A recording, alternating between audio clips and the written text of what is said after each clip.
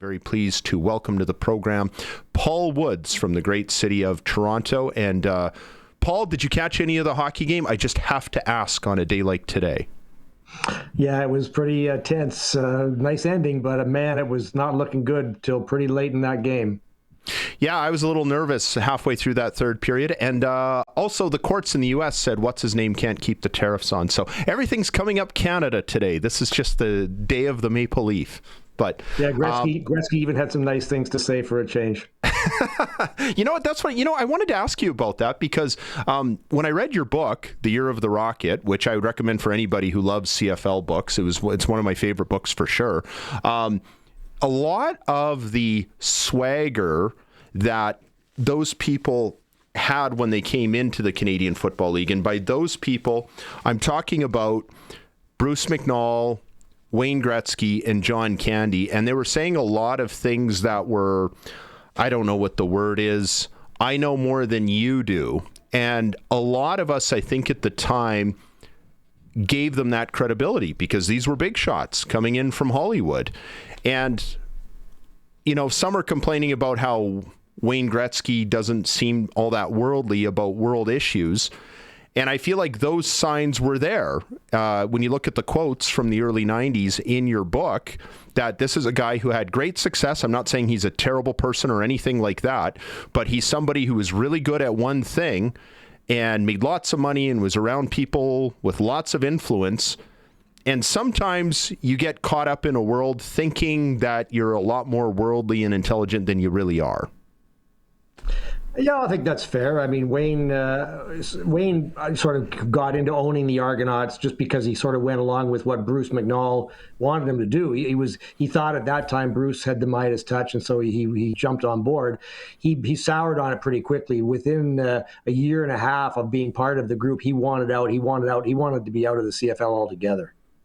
Yeah, and it sounds like they hung around largely because John Candy loved the team and wanted to be around that, and that's a whole other discussion for another day. I wanted to talk to you about your YouTube channel that you've launched, the Canadian Football Time Machine, and we're living in an era when our attention spans have shrunk dramatically, and they are shrinking more all the time. And being a newspaper guy, you probably understand this better than anybody. And what I really like about this channel that you've launched, so many of the videos, a lot of them are TSN and other networks, are like 3 minutes long. And I feel like just rolling through those videos and scrolling through those videos, I've learned a lot about CFL history in a very short period of time.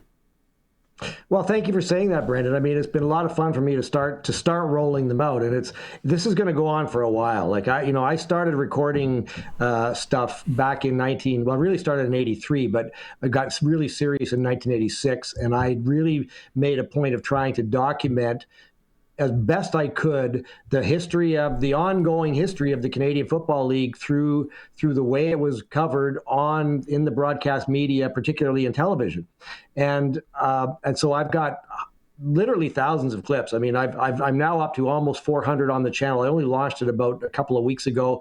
There's about 400 clips on there from 86, 87, 88, and we're now into 89. And there are thousands more coming. And I'm even remembering things that I'd forgotten about. I mean, I some of the things I knew pretty well, but I recorded some things that I'd forgotten. I'd forgotten about Willard Reeves being cut and going to the NFL and coming back, and a bunch of things like that. And as we go through the coming weeks and months and probably years before everything rolls out, I mean, there's a lot of really fascinating things about what happened in and around Canadian football. Hardcore fans will remember a lot of them, but they might want to see them for themselves. How it was portrayed in the media, what the principles involved were saying at the time. With things like expansion to the U.S. and things like different commissioners coming and going and so on and so forth. There's piles and piles of stuff to come in the coming weeks, months, and years. I think people that really are interested in the Canadian Football League are going to find this to be an ongoing treasure trove of stuff. The NFL Network and the NFL in general, for a long time and probably still today, has done a very good job of commercializing their history and telling their story. And as you and I both know, the CFL has a very deep history, maybe even deeper and richer than what the NFL has. But we don't have the same resources that the National Football League has to tell that story. Do you feel like you're kind of filling that niche that maybe things like the NFL Network have filled for NFL junkies over the years? I never thought of it quite that way, but I think that does make sense in a way. I mean, honestly, the fact is, a lot of the clips, maybe the vast majority of the clips that I recorded, they only exist in one place, in my basement. I mean, the networks themselves erased and reused tapes all the time. They did not archive their own work. And so, a news conference about, say, the announcement of a new commissioner, Donald Crump, the oddly named Donald Crump, who took over for a couple of years. I'm just looking at some of that stuff today from 1990. There's no record of that in the archives of TSN. I don't think or maybe if there is, there's minimal. There's no record of it belonging to the Canadian Football League. They didn't keep anything. And so, if it wasn't for little old me using a VCR for all these years and taping this stuff and then digitizing it, we'd have the written record, although even that's disappearing as newspapers start to die out. And this is a vibrant league that's been around for decades and decades. The Argonauts have been playing football for more than 150 years. The Tiger Cats, the same thing, and other teams across the league have been around for a long, long time. And it's an important part of the fabric of Canada that deserves to be preserved. And that's what I'm trying to achieve. And if that ends up being sort of like NFL films in the sense that you can go there and you can see some cool stuff that happened 30 or 40 years ago, fantastic. I know exactly what you're talking about, that the archive that we assume is always there, and a lot of times it's not. I do a weekly TV show during football season for a local cable station, and I just assumed, because it was the 40th anniversary a little while ago of the program, and I thought, great, we'll find the first episode, and realized pretty quickly, not that simple. And even the video that is there can be a lot of work just to hunt around and find. So I know exactly what you're talking about. So much of it is erased, and or if it's not erased, it's really hard to come up with. The reason why I think I enjoy the stories of the history is because it really explains to us why the league is what it is today and how it got here, and it also helps identify what the issues are. So, for example, entering the 1980s, those were the halcyon days of the Canadian Football League, when organizations wanted to sponsor, and they actually had a real TV contract at a time that a lot of other pro sports teams struggled to get a TV contract. And I believe it was Carling O'Keefe that did the contract for 81, 82, 83. And the ratings did really, really well. You get up to Grey Cup 83. They have this amazing Grey Cup. It looked like a great event in Vancouver, the first indoor Grey Cup. And it seemed like the sky was the limit for the Canadian Football League. And then they roll out another huge TV contract through Carling O'Keefe and CTV for 84, 85, 86. And then through those years, the ratings started to decline quite sharply. And by the end of 86, they couldn't get another TV contract. And it really explained how this league was looking like this dynamite sporting enterprise in 1983 to being on life support and on death's door by the end of the decade. To me, that's just wild how it changed so fast, but that really tells the story, doesn't it? Absolutely. I mean, you're bang on about all of that stuff. The last deal that Jake Goddard, the then commissioner, signed was, I believe it was for $33 million for the 3 years, $11 million a year, which doesn't sound like much by today's standards, but compared to the revenue that was coming into the league from elsewhere, that was a lot of money. And then, as you said, the ratings went down, and by the end of 86, CTV, which had been one of the two broadcast partners that showed games, decided they weren't going to come back in 87. And so the league had to create its own TV network, the Canadian Football Network, and sell the airtime itself, buy time on independent stations. And really, that was the beginning of a really steep decline in the league's fortunes. Montreal Alouettes, of course, folded at the start of the '87 season. One of the very first piles of content that I put on Canadian Football Time Machine was coverage of the folding of the Alouettes. The things that were like it was the lead item on CBC TV's The National the day after they folded, and to sort of see the way that was covered by our national broadcaster, to see the extensive coverage that TSN provided the next day, to see how some of the local stations covered it. To me, it's just fascinating. And of course, Montreal later came back, and there's going to be a lot of these things where the threads are going to come and go over the course of time as this stuff all rolls out. I'm just looking at some old footage from 1990, with the league considering should they change the import ratio, and we've had that discussion so many times over the years. So yeah, it really is. The league's fortunes have risen and fallen, and eventually, when this archive is complete, when everything I've got is uploaded, there will be a way to kind of trace its fortunes through the way the broadcast media covered it over the course of those decades. When we talk about the ratings not being so good for 84, 85, 86, because I think about that, right? Where did the CFL lose Toronto? Where did they lose ground to the NFL in this country? And have we pinpointed it to maybe the fact that more and more Canadians were getting cable television and started watching the NFL and started realizing, you know what, maybe there is a league that's higher quality than this one? Was it the success of the Toronto Blue Jays, who in 84 started to look really good and started to turn the Canadian public on? Or maybe it was a little bit of both? Well, it was a little bit of several factors, actually, and it's funny. I've contemplated this for a long time. I've sometimes thought that I may eventually have to write a book about how the brand declined, and I'm talking more specifically about the brand of the Toronto Argonauts, which in the 1970s was on a par with the Toronto Maple Leafs in the market in the biggest market in the country. I mean, Argonaut stories got more prominent play in the newspapers and on TV than Maple Leaf stories often during that decade. But you've cited the Blue Jays. Not only was it that they actually got good in '83 and then they got to the playoffs in '85, but even when they got there in '77 and they weren't a very good team, they were marketing very effectively to young families and to kids at the same time as Carly O'Keefe was ignoring marketing the Toronto Argonauts. There was a huge pent-up demand for the Argonauts to win a championship. They hadn't won since '52, and so finally they broke the drought in '83 after 31 years. And at that point, it just coincided with the Blue Jays are now a good team. And I think a lot of sports fans in Toronto said, okay, finally we've got what we wanted.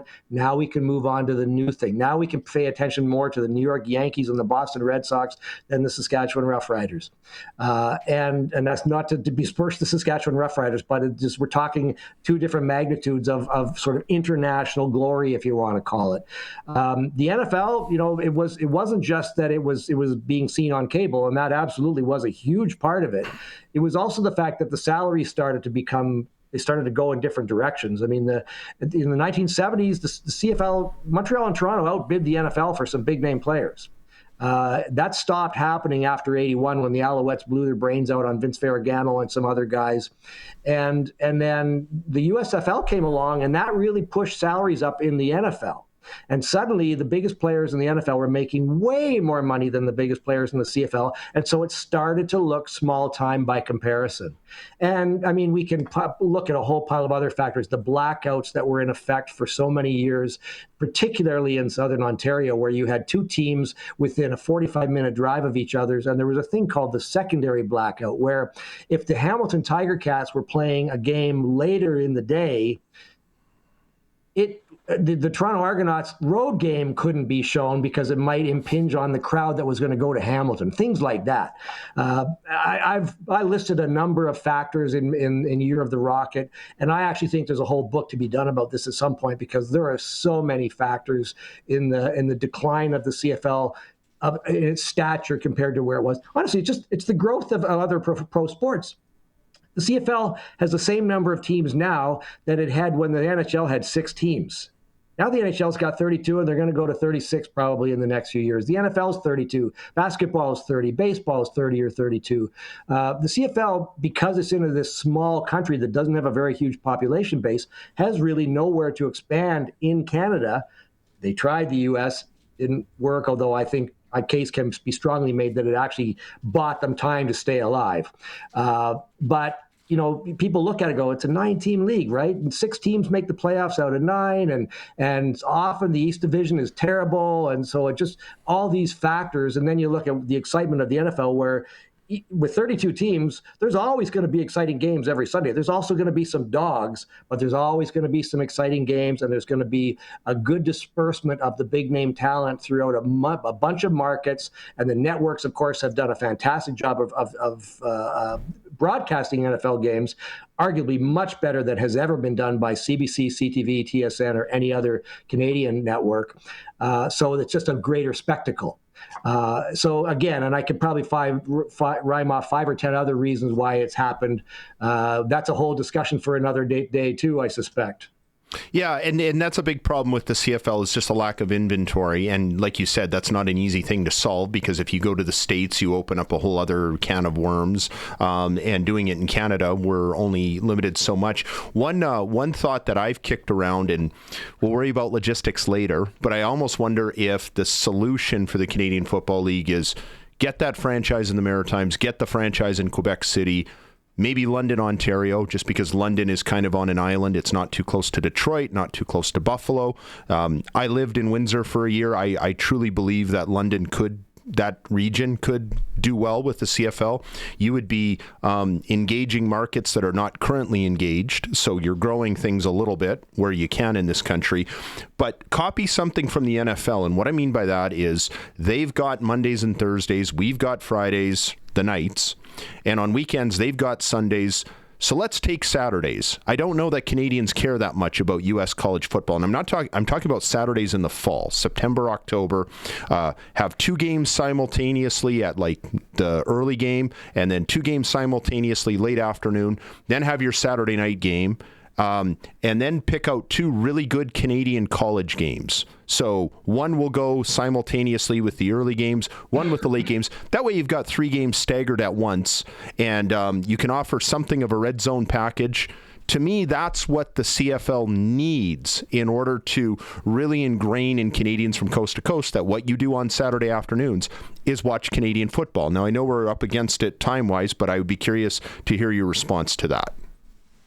Well, I agree 100% that they need more teams.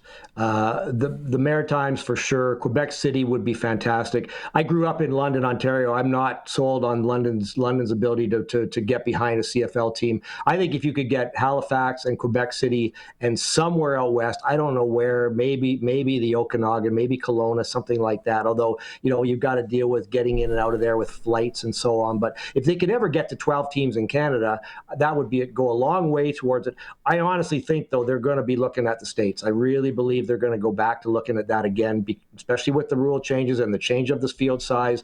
I believe the long-term play is they're going to try that again, and I'm not opposed to it.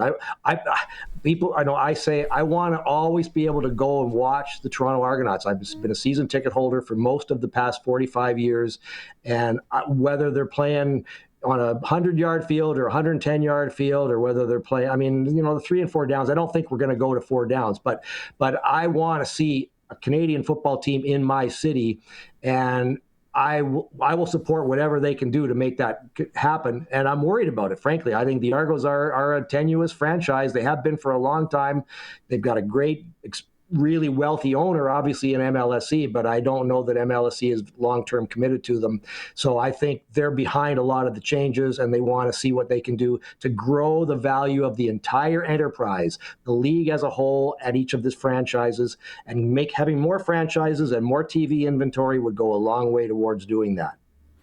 Yeah, and sometimes we get annoyed out west that Toronto's trying to run everything, whereas my perspective is I'm all for it right now, whatever we've got to do to make the Argos good and strong, because without the Argos, we probably don't have a CFL, and without the CFL, we don't have the Riders, and everybody has to understand that big picture part of it. Canadian Football Time Machine is the YouTube channel if you want to check it out, and The Year of the Rocket is the book if you want to check that out, about the year of Rocket Ismail with the Toronto Argonauts, author Paul Woods. Good of you to join us. Thanks for doing this. Thank you for having me, Brendan. Really enjoyed it.